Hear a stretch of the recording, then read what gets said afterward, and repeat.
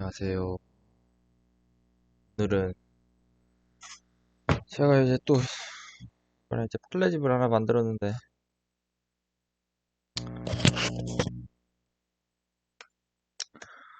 제가 이제 새로운 출발 플레집의 집을 만들다. 근데 과연 이번에도 이제 망할지 아니면 성공할지 이제 세계에 이제 관심이 집중되고 있는데 이제 제 책을 한번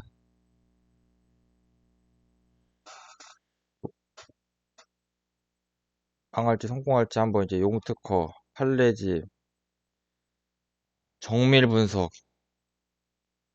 시간을 가지도록 하겠습니다. 일단은 차에서 아우라가 뿜어져 나오듯이 이제 거의 웬만한 판례를 다 집어넣어가지고 모르는 걸 여기서 이제 찾아볼 수 있게 했거든요. 중요도도 해가지고 제가 보니까 이거 다 공부하는 사람은 아마 없을 거, 공부할 수 있는 시간을 가진 사람은 아마 없을 거고 이 별표 3개짜리만 이제 사실관계 외워주면 되거든요. 이제 사실관계 보고 싶은 거는 이제 색인해서 찾으면 되니까 제가 색인하는 거 진짜 엄청 힘들었는데 이제 색인해서 찾으면 되고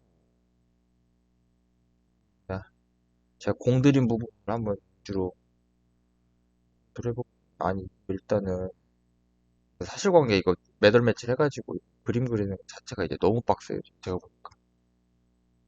일단 다 해놨고 그래가지고 이런 거 사실관계 보면 한 줄 요지 외워가지고 답안지 쓰는 거잖아요. 그게 이제 쉽거든요.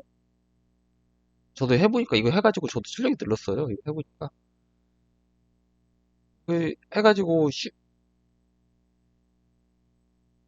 아마 이거 한번 보고 이해하면 한줄 요지 외우는 게 이제 한결 수월해지지 않을까 싶습니다. 그런 거 이제 사실관계 같은 거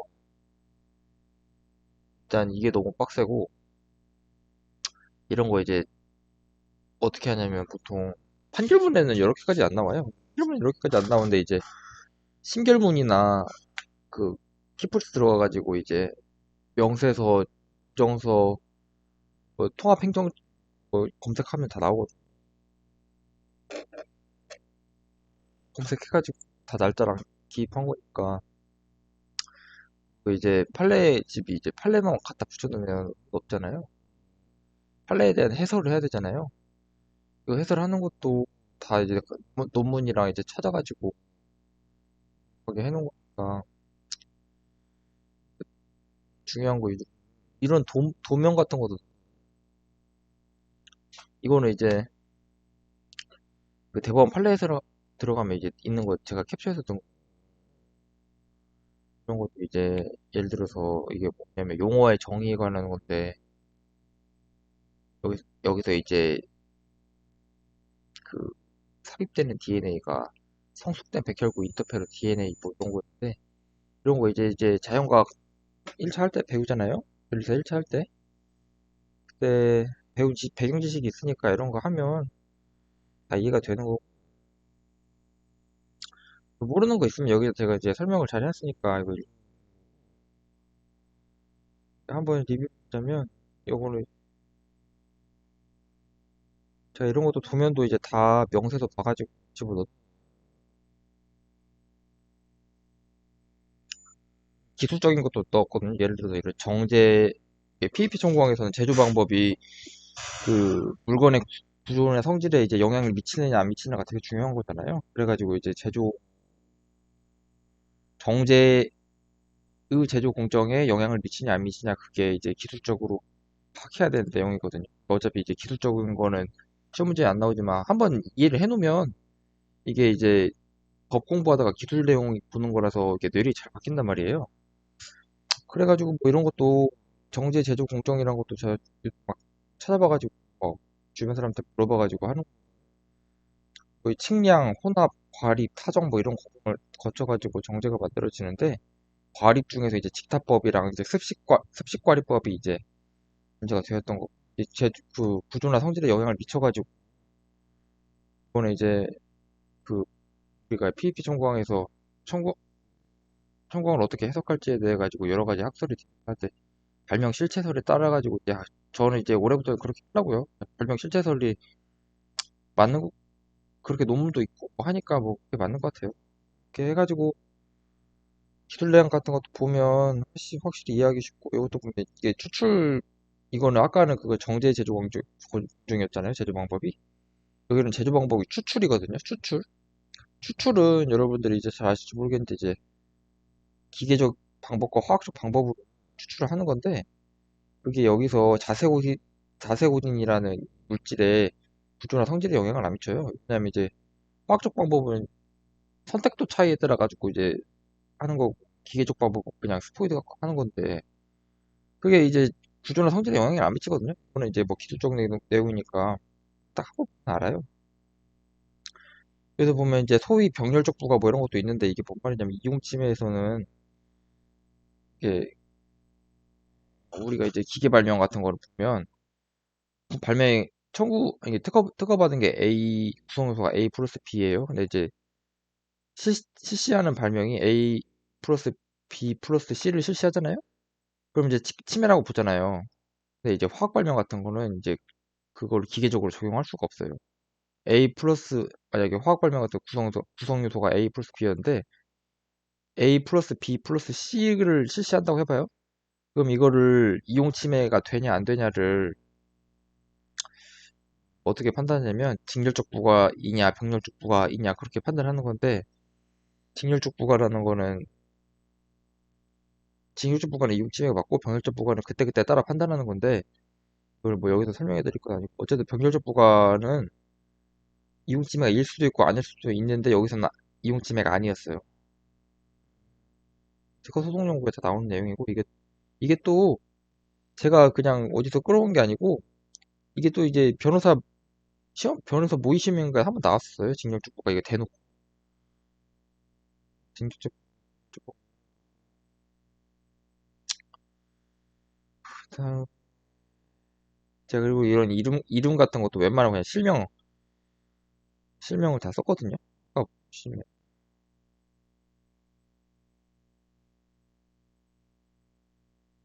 그 진짜 그림 그리는 게 이제 너무 힘들었고 저도 이제 고시 생활을 한 거라고 볼 수 있죠. 이거 하느라 이제 들어가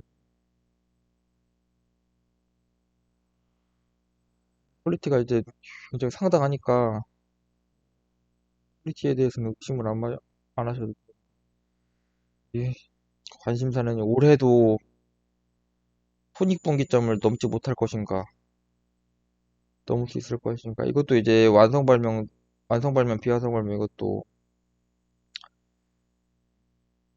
이것도 이제 도면 보면 딱 이해가 되거든요.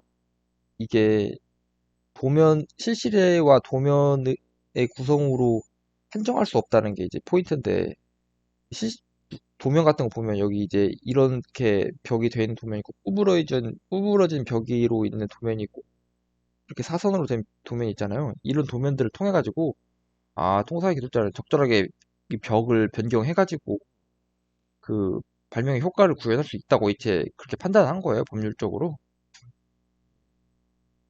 이 정도 그 벽의 변경 정도는 이제 우리 통사의 기술자가 할 수 있다고 그냥 법원이 판단한 거거든요.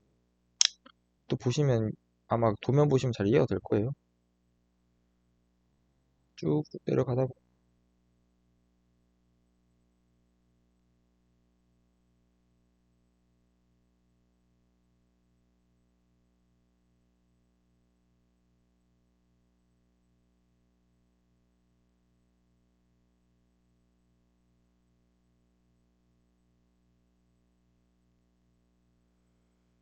그리고 판례가 여러 가지 섞여 있는 게 있는데 그걸 한꺼번에 이제 해결하는 게 좋거든요.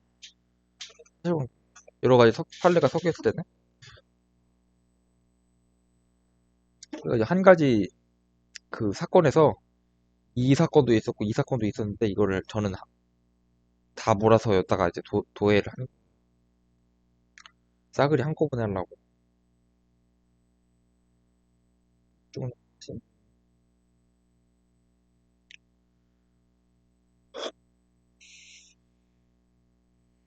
이번에 이제 결정령 발명에 대해 가지고 최신 판례 나온 건데 이거 다 그 분자 구조랑 결정 구조 찾아가지고 이렇게 날짜랑 찾아가지고 넣어놨으니까 뭐 다 읽어보면 이해될 텐데 양이 너무 많아가지고 그게 문제지. 양이 많으면 강의를 들어줘야 돼. 이것도 이제 유명한 거잖아요.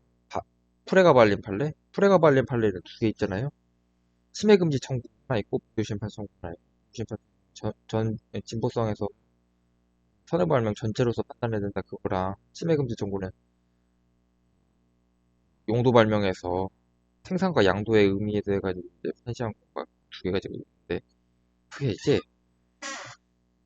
그거를 이제 날짜까지 해가지고 저도 이제 했거든요. 이게 뭐 두 개가 연관이 없어가지고 보통은 따로따로 판단할 거예요. 따로따로 이제 플리집에 서술돼 있을 거예요. 예, 한 번에 싸그리 이제 정리한 거니까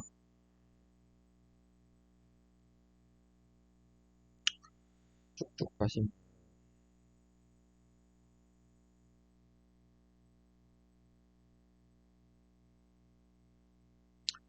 이게 또 중요하죠. 이번에 새로 나온 판례인데, 어류 정액 판례거든요. 이것도 PEP 청구가 관련된 판례고, 이 판례가 만약 여러 가지 법리가 섞여 가지고, 이게 기존의 법리도 있고, 약간 참신한 법리도 있고 한데, 판결 요지는 똑같은 내용이었어요. 근데 이제 PEP 청구항에서 종래까지 이 판례가 나오기 전까지는 어디까지가 이제 우리가 발전돼 있었냐면 이게 그 우리 이 판례 전까지는 제조 방법이 진보하다고 하다 하다고 하더라도 그 제조 방법으로 만든 물건이 진보성이 있다고 볼 수 없다. 거기까지 됐거든요. 그러면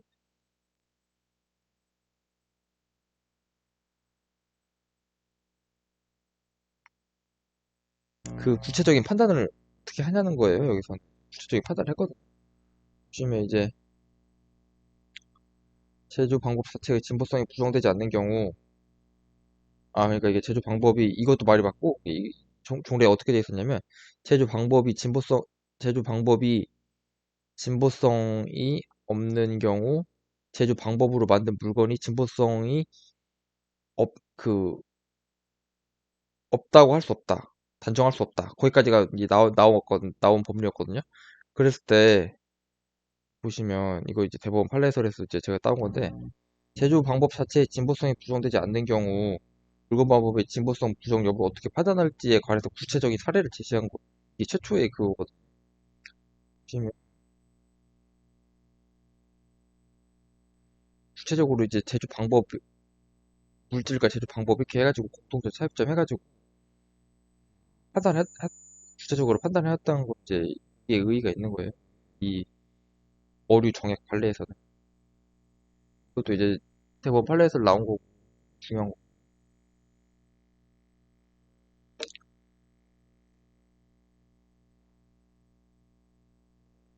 대법원 판례에서 나온 건데 여러분들이 이제 실질적 동의성을 잘 모르시더라고요. 실질적 동의성이 어떤 거냐면 여기서 제가 말하는 거는 이제 그 확 구성 요소 차이가 일단 구성 요소 차이가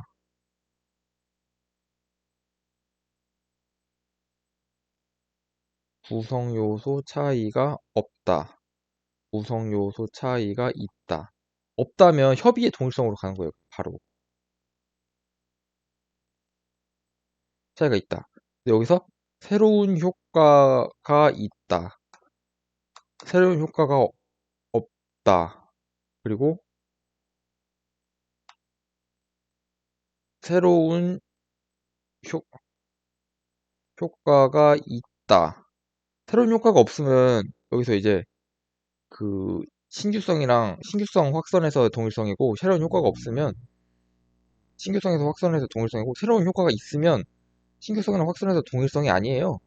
근데 이제 여기서 또 갈라치는 게 새로운 효과가 통상의 기술자가 쉽게 발명할 수 있다, 없다. 거기서 이제 진보성이랑 아니, 선출원주의의 동일성이 거기서 갈리는 거거든요.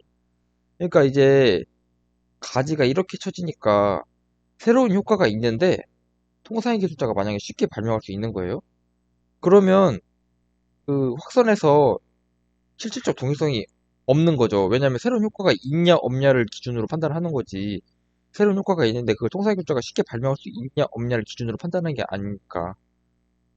그렇게 판단하지 말라는 그 기존의 판단 방법을 재확인한 게 이번 환급기용 급기장치 판례였고, 이것도 대부분 판례에서 있는 거고. 여기 보시면 이것도 이제 제가 이제 판례에서 따온 건데, 뭐 이상한 판단 기준을 가지고 판단했거든요. 특허 법원이 그런 거 하지 말라는 거예요.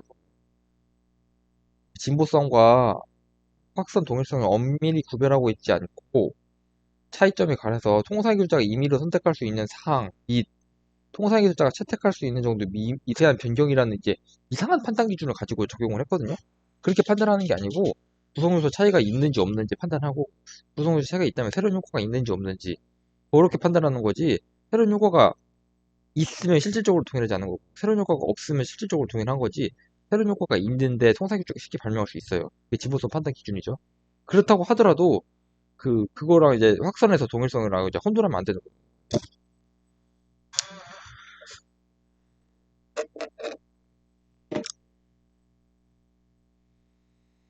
이렇게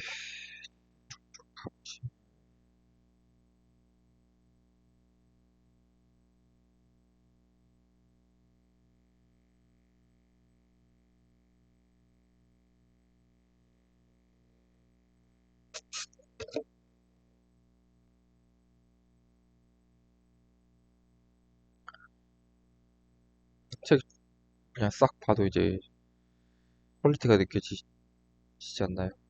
저 열심히 이것도 이제 컴퓨터라이즈 파일 매니지먼트 뭐 판례라고 거절 결정 이유와 다른 거절 이유가 있을 때 거절 이유 통지를 하잖아요. 거절 결정 불복 심판에서 거절 결정 이유와 같은 거절 이유는 거절 이유를 통지하지 않고 170조에 따라 가지고 지금 판단하는 건데 여기 사실관계 다 그려놨거든. 상표 사실관계.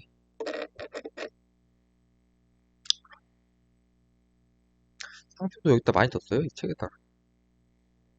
제가 이제 이 책 1000페이지 넘고 싶었는데 이제 가격적인 문제가 아니 저도 이제 현실적인 문제를 이제 생각하고 싶지 않은데 1000페이지를 넘기지 말래요. 이제 넘기지 않았으면 좋겠어요. 근데 이제 넘기고 싶었거든요. 1000페이지. 근데 이제 1000페이지 넘기면 그 여러분들이 안 산다고. 수염 비싸서 안 산다고.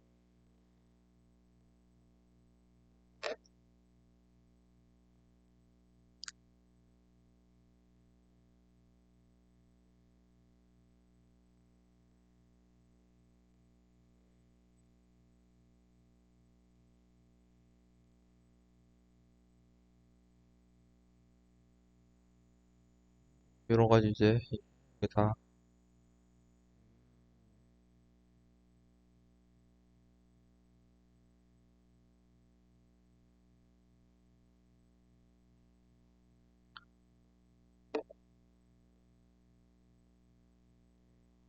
솔직히 퀄리티는 있는데 이게 제발 이제 누가 샀어.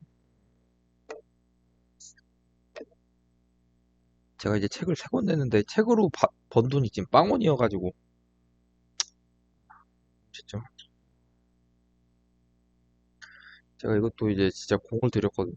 여기 이제 보시면 의료용 실사배방치 사건이잖아요. 이거 진짜 이제 의료용 실삽입장치랑 의료용 실삽입 시술 키트가 있거든요. 이거 발명 내용도 이제 저희 의사한테 다 물어봐가지고 다 발명 내용도 파악한 다음에 이것도 제가 한 열흘 걸렸어요. 이거 하나만 이 이 판례 정리하는 거 하나만 진짜 이것만 한 열흘 걸려고. 키포인트가 여기에요. 여기서 이제 보면 이게 2조 3호 전체로서의 생산 예외 그거랑 속지주의 예외랑 이제 구별하는 게 필요한데 보시면 속지주의 예외는 가공조립이 사소한지로 판단하는 거. 이렇게 여러 가지를 부품을 생산했는데 그와 같은 가공 조립이 사소한지로 판단하는 거예요. 근데 이제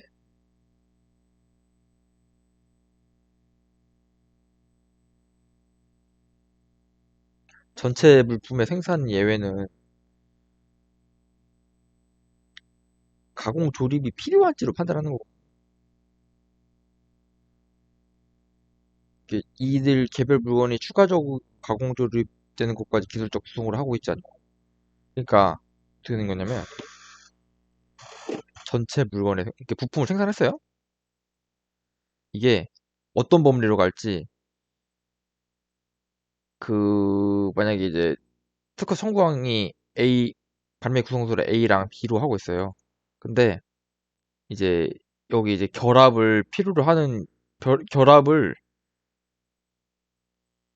그 발명의 구성 요소를 하고 있는지 없는지, 이 A와 플러스 B일 때 이 플러스를 발명의 구성 요소를 하고 있는지 없는지가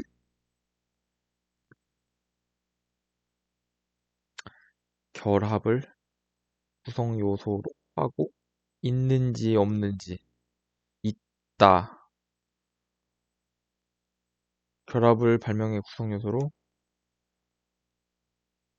하고 있다. 결합을 구성 요소로 있지 않다.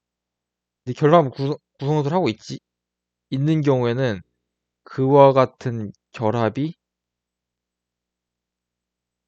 사소하다랑 그와 같은 결합이 사소하지 않다. 이렇게 나뉘는 거예요. 이게 여기서 이제 청구항이 여러 개 있었는데, 이제 구체적인 내용을 이제 뭐 책 보시면 나오는 건데, 결합을 구성 요소로 하고 있지 않는 경우에, 만약에 부품을 이렇게 딱 생산을 하잖아요. 그랬을 때는 전체 물건 생산의 예외로 해당해가지고, 이 구성을 생산한 것만 해도, 부품을 이제 A라는 부품과 B라는 부품을 생산한 한 것만 하더라도 A, B를 구성 요소로 하고 있는 청구항을 생산한 걸로 보는 거예요. 요 범위로 가는 거고. 근데 결합을 구성 요소로 하고 있는데 그와 같은 결합이 사소하다. 이거는 이제 석지주의 예외로 가는 거예요. 그러니까 A랑 B를 구성으로 하고 있고 또 결합도 구성으로 하고 있어요. 청구항이. 근데 이제 그 A랑 B를 생산하고 해외로 수출한 거예요. 그 해외에서 그 결합을 한 거죠. 그러니까. 근데 그와 같은 결합이 사소하다. 그러면 이게 속지주의 예외로 보는 거예요. 여기서는. 그러니까 이제 타고 들어가는 범위가 다르거든요. 이게 이제 여기서 이제 의료용 실삽입장치에서 이게 키포인트고, 그리고 제가 많이 들어 그한테도 물어보고 잘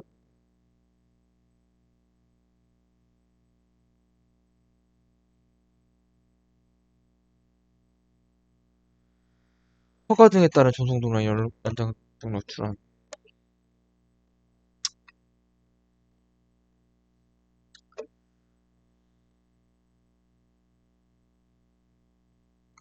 이게 뭔 말이냐면 이미 허가받은 의약품이 있잖아요.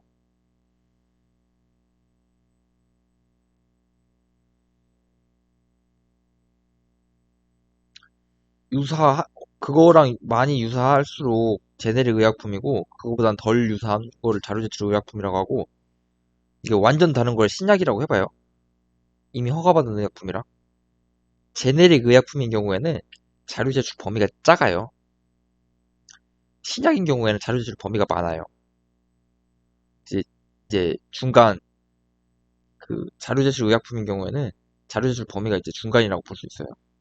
그랬을 때 이제 자료 제출 의약품인 경우에도 신약이 아니고 자료 제출 의약품인 경우에도 그 이제 허가 등에 따른 이제 도덕기한 연장 등을 출원할 수 있다. 뭐 그런 내용이고.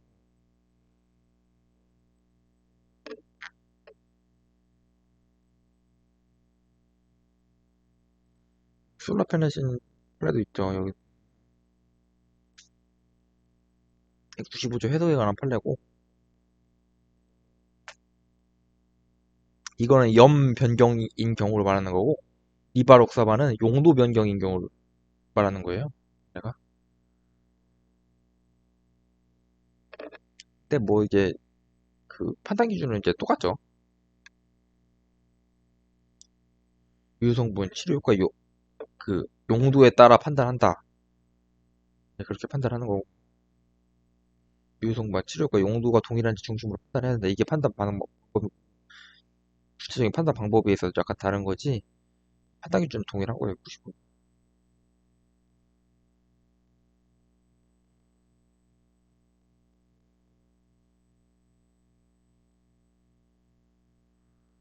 제가 또 공들인 부분 또 여긴데, 이용침해에서 이제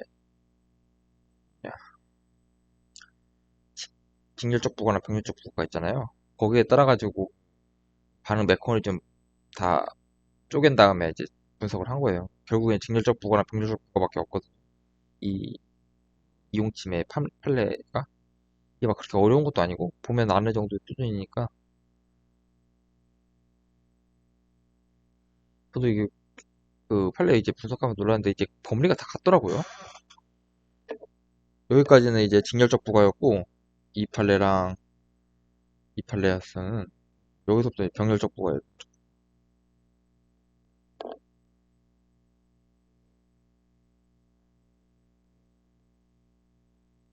여기는 직렬적 부가고 데이터 팩토리 이게 상표 판례 그것도 이제 갖다 놓은 거거든요.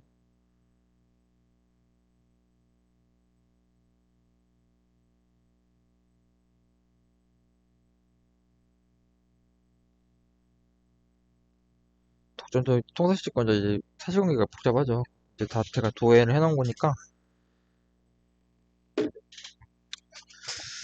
도해를 다 해놨고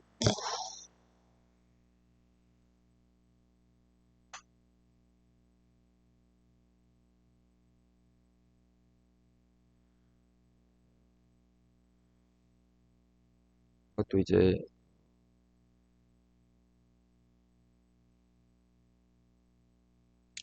침해 조성은 물건을 폐기할 수 있는데 거의 그게 이제 분리 가능하면 일부 인용하는 거거든요. 딱 보니까 분리가 가능한 거예요.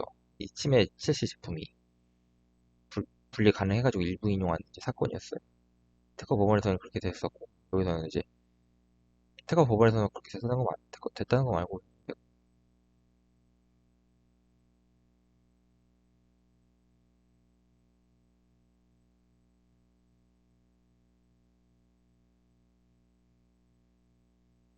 그 용도 관련해서 용도의 해석 아니 용도 발명일 때 CC 해석에 관한 판례였는데 또 이제 제가 다 그려가지고 있다 또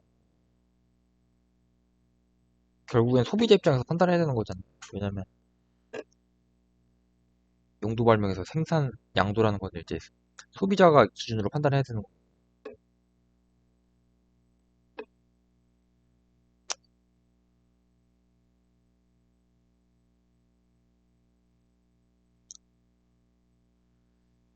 도면도 많이 넣어가지고 저도 몰랐던 거가 많았거든요. 이해가 되고. 여기 보시면 이제 그 김구이 장치 그 판례인데 저도 여기에 이렇게 판례가 많이 붙어있을 줄 몰랐는데 한 5개 있더라고요. 이 김구이 사건 하나에 진짜 막 유의미한 판례들이 많이 섞여 있어가지고 이거는 진짜 중요한 건 최신 판례도 여기 하나 섞여 있어가지고 2개인가 섞여 있어가지고 김구이 사건은 끝나지가 않습니다. 김구이 사건도 이제 빠삭하게 잘 해결을 해놔야 되고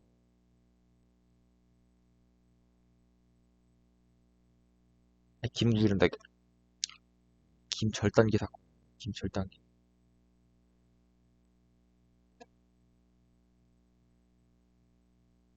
그리고 이제 무식적자의 그 리딩 케이스 있잖아요.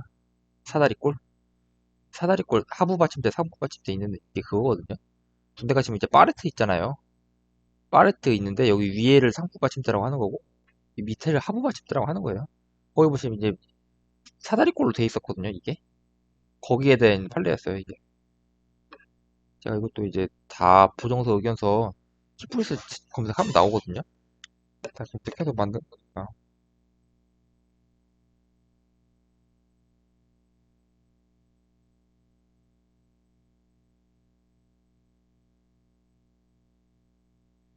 여러분들 제일 모르시고 계시는 거죠.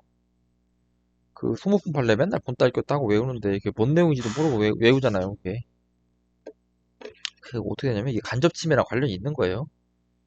그래서 이제 그 독립설 종속성도 관련이 있는 거. 자세한 내용은 이제 알려드릴 건 아니고 이 프린터가 있는데 삼성전자에서 프린터를 만들었어요. 그다음에 이제 소비자한테 판 거예요. 을은 감감 카트리지 회사예요. 그게 소비자한테 파는 거예요. 소비자가 삼성전자에서 산 프린터에다가 그 을한테 산 감감 카트리지를 교체한 거예요. 그게 이제 프린터의 생산이냐 아니냐가 이제 문제가 되죠. 왜냐면 프린터의 생산이 아니잖아요. 그럼 소진 이론이 적용돼가지고 일반 소비자는 침해자가 아니죠. 근데 만약에 생산이잖아요. 그럼 소진 이론에 적용 부분 벗어나가지고 그 이게 그 이게 생산이죠. 그러니까 생산이죠. 그러니까 이제 이게 생산이니까 을은 생산에만 사용되는 부품에서 생산에만 사용되는 부품일 때도 있고 수리에만 사용되는 부품일 때도 있는 거예요. 생산이냐 수리냐에 따라 가지고 을의 이제 전용 그 간접침해에서 공용성이 이제 문제가 되는 거죠. 그래서 본질적인 부분인지 아닌지가 이제 맨날 이제 그거 가지고 싸우는 거예요, 이게. 여기 논점이 너무 많아가지고.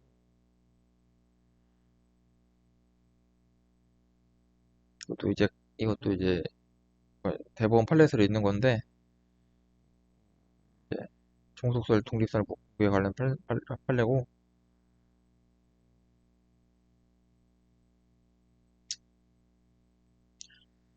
이제 여러분 잘 모르는 거죠. 또 화학적 기계적 평탄화라고 CMP 판례라고 하는 건데, 이것도 이제 그거 반도체 하는 애들한테 물어봐가지고 제가 다 만든 거고, 결국에는 이제 세- 본래 용도에 따른 사용인지 생산인지 문제가 되는데, 보시면 생산이랑은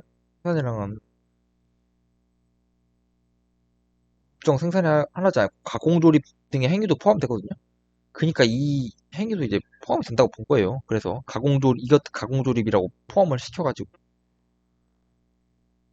거기에 포인트가 있는 거.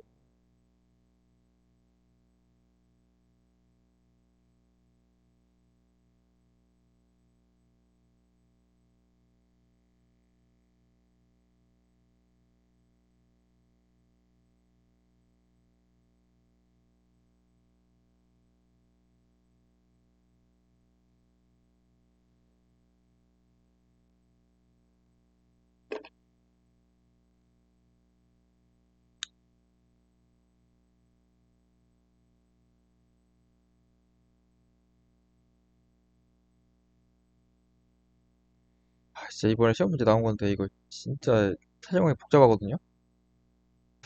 사정이 복잡해가지고 보시면 정리가 딱 될 거예요. 복잡한 거 다 제가 이제 분석해 놓은 거니까 이게 무슨 침해금지 청구의 특정 문제도 나오고 중복 소재기 문제도 나오고 뭐지 뭐 현행 발명 적격 문제도 나오고 파라미터 문제도 나오고 다 나오거든요. 이게 여기서 보시면 그래가지고 엄청 복잡해요 이게.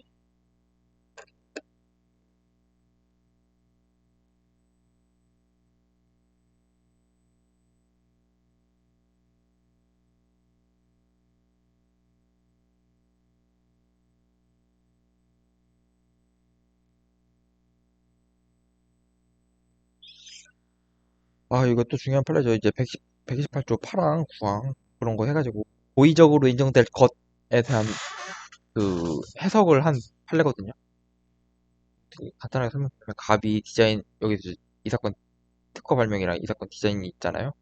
출원하고 등록받았어요. 그 다음에 이제 을한테 실시 제품을 납품했어요. 출업 등록받는 거.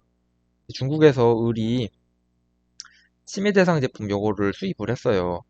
침해 대상 제품을 판매를 했어요. 그랬을 때 갑이 을한테 요런 을이 CC 제품을 납품하고 을이 중국에서 이제 침해 대상 제품을 수입을 한 거잖아요. 이런 것도 이제 을이 고의적으로 인정될 것이 인정되냐 안 되냐에 대한 판례였어요. 근데 이제 을이 갑으로부터 CC 제품을 납품받았다고 하더라도 고의적으로 인증될 것이라는 경우에 해당하지 않는다고 판시하여가지고 고의적으로 인증될 것이 경우에 대해서 구체적으로 판단하는 거에서 해가지고 의의가 있는 거예요, 이 판례는.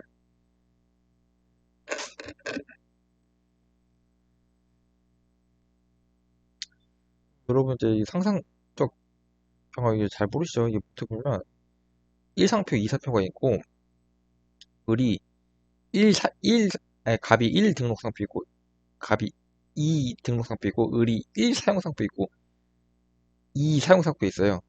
을이 1 사용상표를 요 기간 동안 사용했다고 해봐요. 그러면 요거는 이제 포괄 일자예요. 하나의 죄로 보여요. 여기서 여기까지 사용한 거를 하나의 죄로 보고 을이 2 사용상표를 여기서 여기까지 사용했잖아요. 이것도 하나의 죄로 보는 거예요. 갑이 등록상표 1, 2가 있잖아요. 을한테 1 사용상표에 대해 가지고 청구를 해요. 그럼 1 등록상표랑 2 등록상표가 1 사용상표에 대해 가지고 이제 청구하는 거는 이거는 상상적 경험이에요. 제일 큰 걸로 판단한다. 갑, 갑이, 갑이 제일 1 등록상표랑 2 등록상표를 2 사용상표한테 청구를 하잖아요. 그 심해죄로. 이것도 상상적 경합이에요. 제일 큰 걸로 판단한다. 죄 크기가.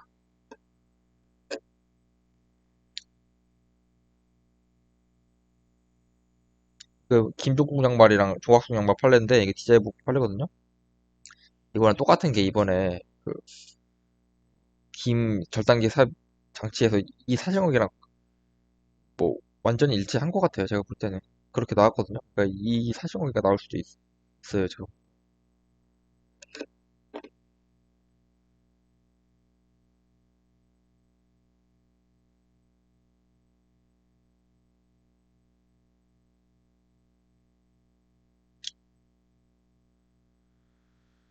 보시면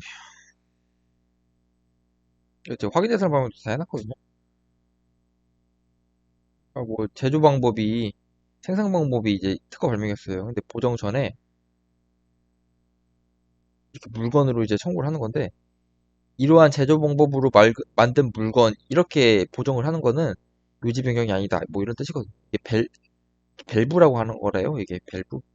밸브의 제조 방법을 추가한 거는 동일한 생산 추가로 기재한 거에 불과한 보정은 요지 변경에 해당하지 않는다라는 이제 취지거든요.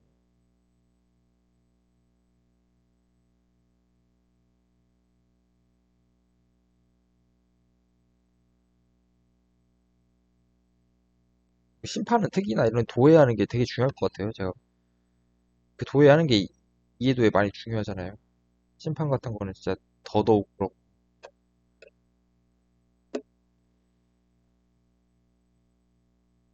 이번에 시험 문제 나온 거 각하심별이 일지 일사부재리 있냐 없냐 문제.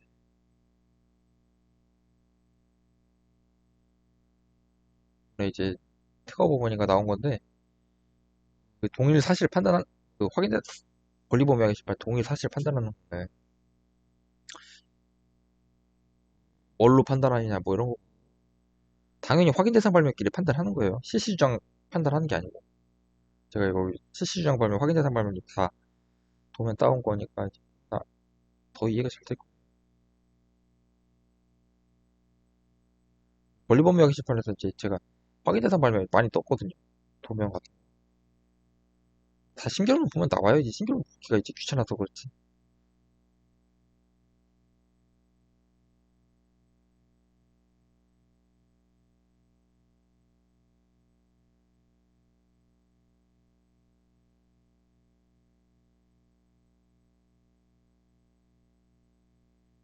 진짜 여기 이제 보시면 이런 거 도해가 이제 하나하나가 이제 엄청 힘들었고 이거 하나 하는데 진짜 몇 시간 걸려 이거 일일이 다 했고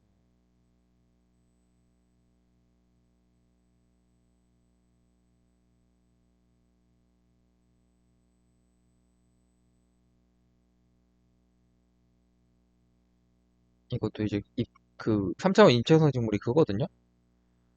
뭐라고 하냐 커튼이거든 커튼. 이것도 이제 그 PEP 청구항이랑 이제 범위가 비슷해요. 청구항이 다 그래도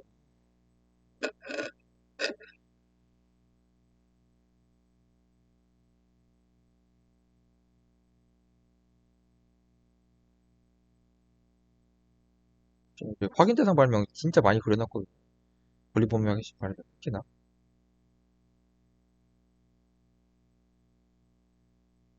또 이제 이용 침해이냐 아니냐 권리범용 게시판에 그걸 판단해가지고 이제 그거였는데 그 권리 대 권리 적극적 권리범용 게시판이냐 아니냐 이제 위험 관계이냐 아니냐를 판단해가지고 판단한 거였는데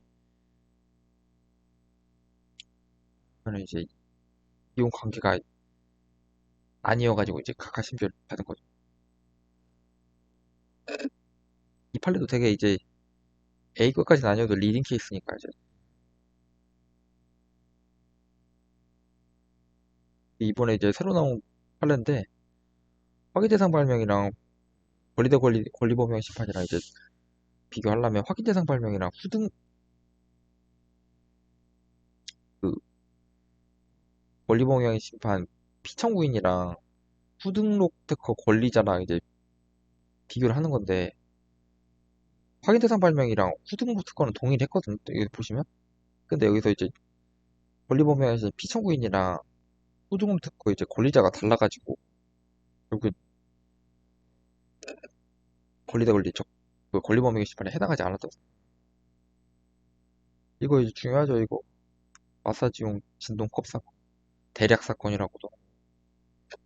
이런 거 이제 딱 여러분들이 이제 답 맞추기 힘든 케이스거든요. 이런 거 미리 안 해놓으면.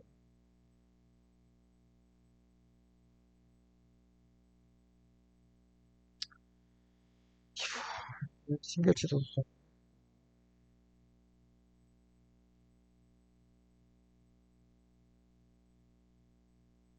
상표 이런 것도 다 해놨어요. 이제 스파팔라 있잖아요. 스파 소외 이 신결치 소송에 소외 이익이 없네 만에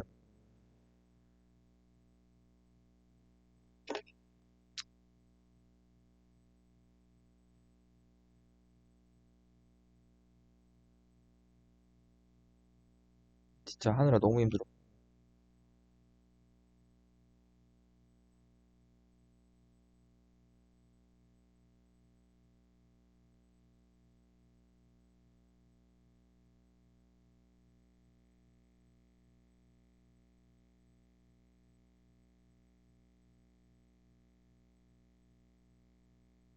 유형벌 같은 거는 화학구조도 다 그려놨거든요. 이게 보면 눈에 확 있잖아요. 특정 물질 용도, 투여 용량 그런 것도 다 발매 구성 분석해가지고 딱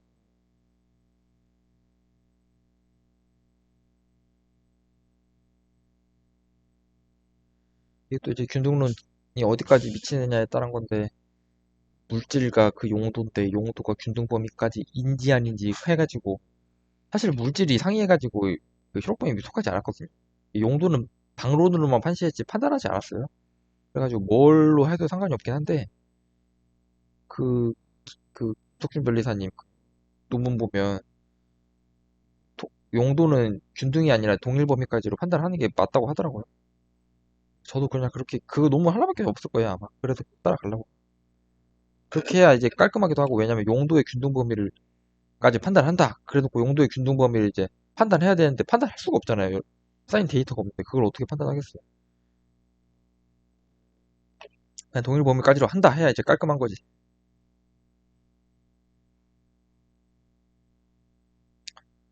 미생물 발명 보시면 여러분들 1차 때 그 배우잖아요.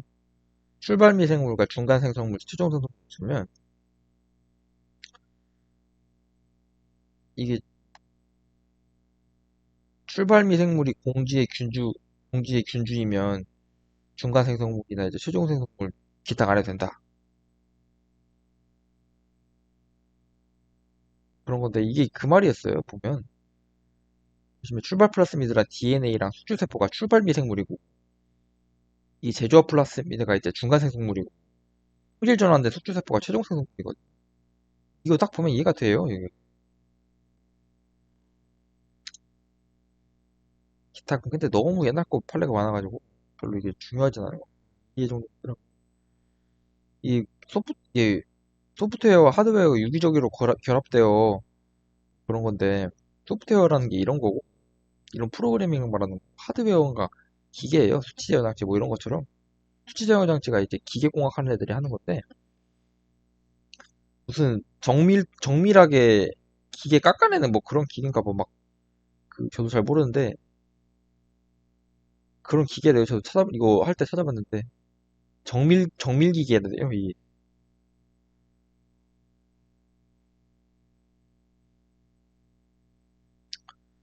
까지 해가지고 색인도 했거든. 그래가지고, 판례 별 그 중요도 세 개만 보면 되고, 판례 색인 같은, 그래가지고, 모르는 거는 판례 색인 가지고 찾으면 돼요.